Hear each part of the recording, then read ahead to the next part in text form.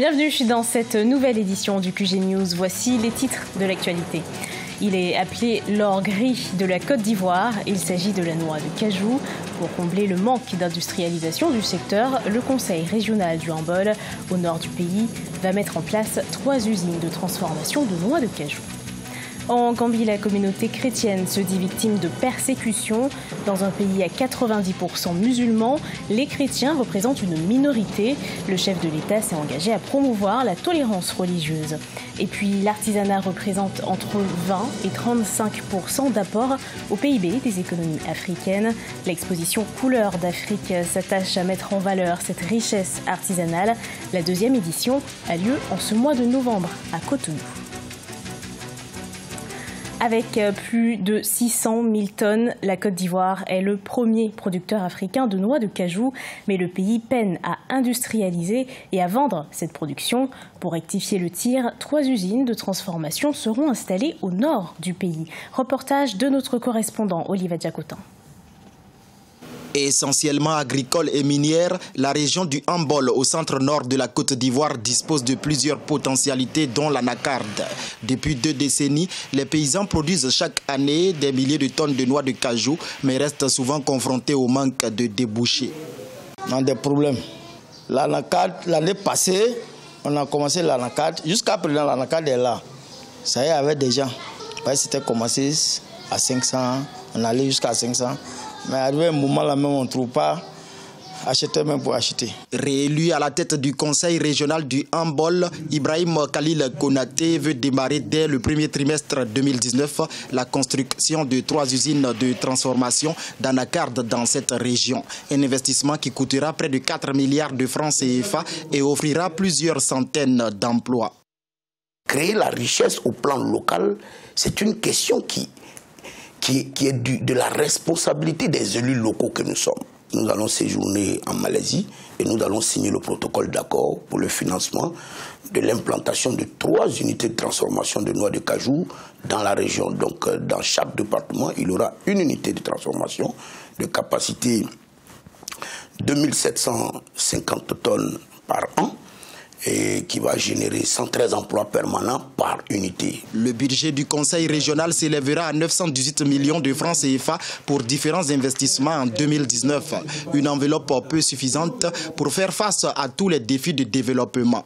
Et pour ce faire, Ibrahim Khalil Konaté et son équipe comptent élaborer bientôt un plan régional de développement pour amener le secteur privé à s'impliquer davantage dans la réalisation des projets. Les échanges intra-africains sont en hausse. Les échanges commerciaux entre le Maroc et les autres pays africains ont augmenté de 5% entre 2000 et 2017. Le montant global de ces échanges s'est établi à 37,2 milliards de dirhams. Les précisions d'Ibrahima Djoumaba.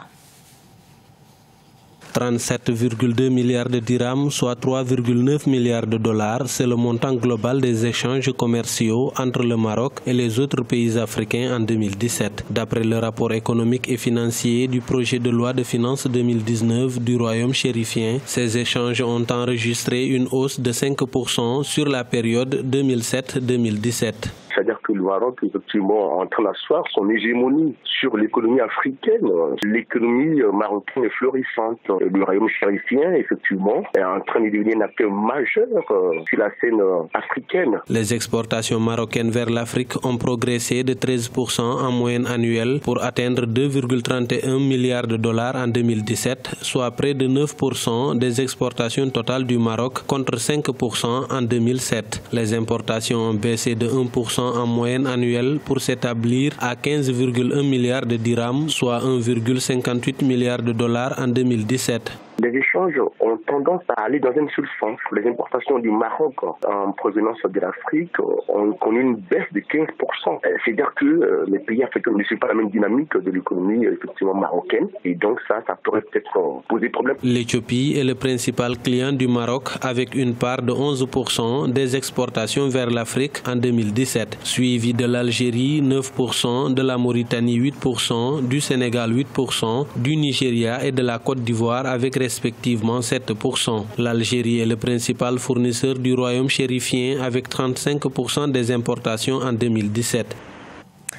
Tension religieuse en Gambie. Si la liberté de religion est inscrite dans la loi fondamentale du pays, certaines communautés religieuses dénoncent des persécutions, en particulier la communauté chrétienne en minorité dans le pays. Les explications de Mathida Diaby. En Gambie, des dizaines d'anciens musulmans convertis au christianisme sont mis en marge de la société par leur entourage. Dans un pays à 90% musulmans et comptant seulement 8 à 9% de chrétiens, ces derniers sont, dans bien des cas, livrés à eux-mêmes, rejetés par leur communauté et leur famille suite à leur conversion. Je ne vais plus à la mosquée. Ils sont fâchés pour cette raison. Ils se moquent de moi. Ils veulent même me tuer. Ils envoient parfois des hommes me harceler sur le chemin, me battre. Je n'ai même plus d'endroit où dormir. La fondation Christian Care Foundation de Gambia a décidé de venir en aide à ces anciens musulmans convertis au christianisme. Elle prévoit de construire un centre pour accueillir ces nouveaux chrétiens. La fondation, dirigée par des protestants évangélistes, a recensé au moins 40 cas de chrétiens convertis persécutés.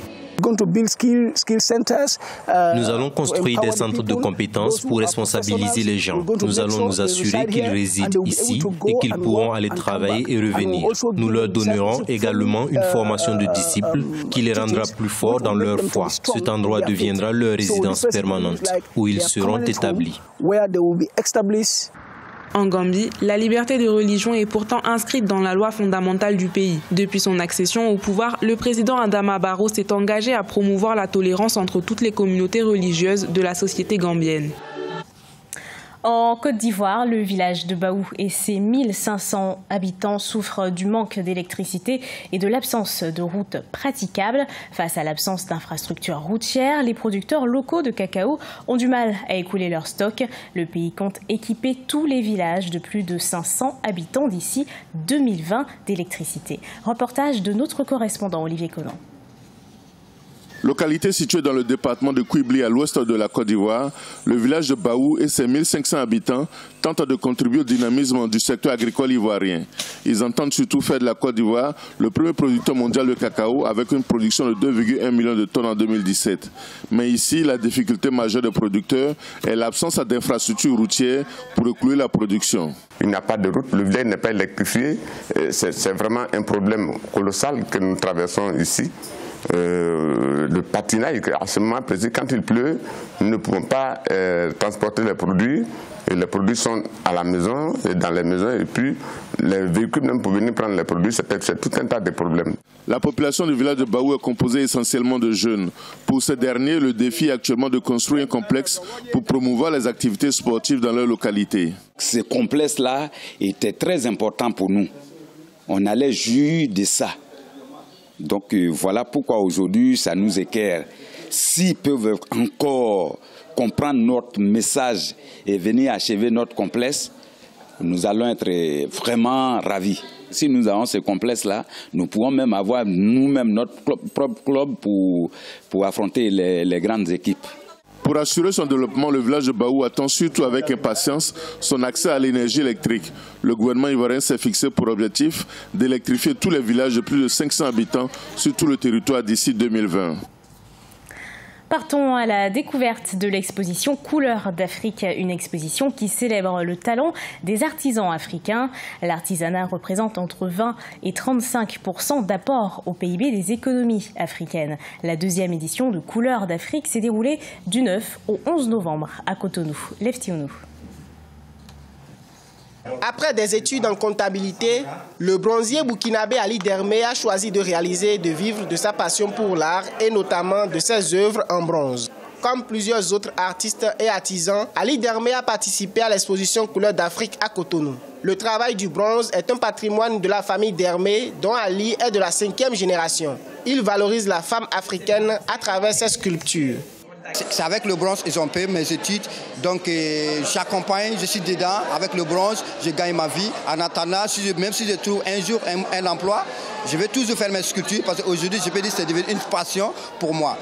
Troisième source de devises dans l'industrie touristique dans le monde, l'artisanat représente entre 20 et 35% d'apport au produit intérieur brut des économies africaines et sa professionnalisation connaît une amélioration croissante. De nombreux acteurs en appellent aujourd'hui à adopter des politiques de promotion et de développement de ce secteur. Nous avons de très belles choses en Afrique et quand vous faites le tour des pays africains, vous êtes juste émerveillés par ce que nous avons. Et donc si nous arrivons à consommer ce que nous produisons, si nous arrivons à porter ce que nous avons avec fierté et tout, ce serait une très bonne chose.